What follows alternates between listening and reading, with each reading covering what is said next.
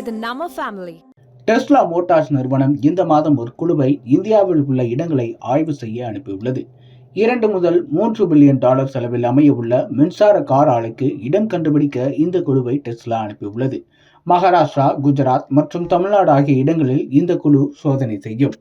இதன் மூலம் டெஸ்லா நிறுவனத்தின் முதலீட்டை தமிழ்நாட்டை நோக்கி கொண்டு வருவதற்கான சாதகமான சூழ்நிலைகள் உருவாக தொடங்கியுள்ளன. இந்தியா மற்றும் பல்வேறு தெற்காசிய நாடுகளில் டெஸ்லா கார்களை விற்பனை செய்ய எலான் மஸ்க் முடிவு செய்திருக்கிறார். இதற்காக ஆசியாவில் உற்பத்தி செய்ய அவர் திட்டமிட்டு வருகிறார். சீனாவின் உற்பத்தியை மேலும் பெருக்க அவர் விரும்பாத நிலையில் இந்தியாவில் உற்பத்தியை தொடங்க அவர் திட்டமிட்டுள்ளதாக கூறப்படுகிறது. இதற்கான ஒப்பந்தம் விரைவில் கையெழுத்தாக உள்ளது.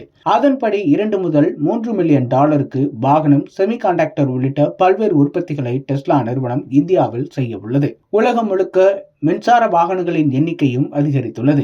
மின்சார வாகனங்களை பயன்படுத்த மக்கள் அதிக அளவில் ஆர்வம் செலுத்தி வருகின்றனர். இந்தியாவில் மின்சார வாகனங்களின் உற்பத்தியில் தமிழ்நாடுதான் முன்னிலை வகித்து வருகிறது. ஏற்கனவே ஆட்டோமொபைல் சாதனங்களின் உற்பத்தியில் சென்னை தான் இந்தியாவின் டெட்ராய்டு என்றும் அழைக்கப்படுகிறது. அந்த அளவிற்கு சென்னை முழுக்க கார், பைக் உற்பத்தி மையங்கள் அமைக்கப்பட்டுள்ளன. மின்சார வாகனங்களை ஊக்குவிப்பதற்காக தமிழ்நாடு அரசும் பல்வேறு அதிரடி அறிவிப்புகளை வெளியிட்டு வருகிறது. தமிழ்நாட்டில் மின்சார வாகனங்களின் பயன்பாட்டை அதிகரிப்பதை ஊக்குவிக்கும் விதமாக தமிழ்நாட்டில் மின்சார வாகனங்கள் அனைத்திற்கும் இலவச பர்மிட் வழங்குவதாகவும் அறிவிக்கப்பட்டுள்ளது. பேட்டரி மூலம் இயக்கப்படும் அனைத்து பயணிகளின் வாகனங்களுக்கும், மெத்தனால் அல்லது எத்தனால் எரிபொருள் இயக்கப்படும் பயணிகளின் வாகனங்களுக்கும் போக்குவரத்து துறையின் பர்மிட் கட்டணமின்றி வழங்க வேண்டும் என்று தமிழ்நாடு அரசு உத்தரவு பிறப்பித்துள்ளது. தமிழ்நாட்டிற்கு வரும் மின்சார சுற்றுலா வாகனங்களுக்கும் இது பொருந்தும் என்று அறிவிக்கப்பட்டுள்ளது. தமிழ்நாட்டில் மின்சார வாகனங்களின் பயன்பாட்டை அதிகரிப்பதை ஊக்குவிக்கும் விதமாக தமிழ்நாட்டில் 100 இடங்களில் மின்சார வாகனங்களுக்கு சார்ஜிங் பாயிண்ட் அமைக்கவும் முடிவெடுக்கப்பட்டுள்ளது. வாகனங்களை நிறுத்தி சார்ஜ் செய்யும் விதமாக இந்த பாயிண்ட் அமைக்கப்பட உள்ளது. சாலை ஓரம், அரசு நிலத்தில் தமிழ்நாடு முழுக்க 100 இடங்களில் சார்ஜிங் பாயிண்ட் அமைக்கப்படும்.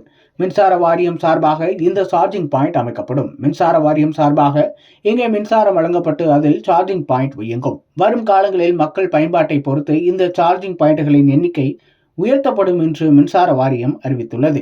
இந்த நிலையில்தான் டெஸ்லா நிறுவனத்தின் முதலீட்டை தமிழ்நாட்டை நோக்கி கொண்டுவதற்கான சாதகமான சூழ்நிலைகள் உருவாக தொடங்கியுள்ளன. தமிழ்நாடு அரசு மின்சார வாகனங்களுக்கான கொள்கைகளை சமீபத்தில் வெளியிட்டு அதற்கான சலுகைகளையும் உடனுக்குடன் அறிவித்துள்ளது. இந்த சலுகைகள் வழியாக டெஸ்லா நிறுவனத்தின் முதலீட்டை தமிழ்நாட்டை நோக்கி கொண்டுவதற்கான முயற்சிகளில் தமிழ்நாடு தொழில்துறை அமைச்சர் TRB தீவிரமாக ஈடுபட்டு வருவதாக அரசியல் வட்டார தகவல்கள் தெரிவிக்கின்றன. ஏற்கனவே டெஸ்லா நிறுவனத்துடன் தமிழ்நாடு தொழில்துறை அதிகாரிகள் தீவிரமாக ஆலோசனை செய்து வருவதாகவும் சொல்லப்படுகிறது. விரைவில் அது தொடர்பான அறிவிப்புகள் வெளியாகும் என்றும் எதிர்பார்க்கப்படுகிறது. டெஸ்லா கார் பேட்டரி மூலம் இயங்கக்கூடிய கார்களில் உலகின் முதன்மையான காராக இருக்கிறது. அதேபோல் இந்த நிறுவனர் எலான் மஸ்க் உலகின் முக்கியமான தொழிலதிபராக இருக்கிறார். இவர்தான் SpaceX நிறுவனத்தின் நிறுவனர் என்பதும் குறிப்பிடத்தக்கது.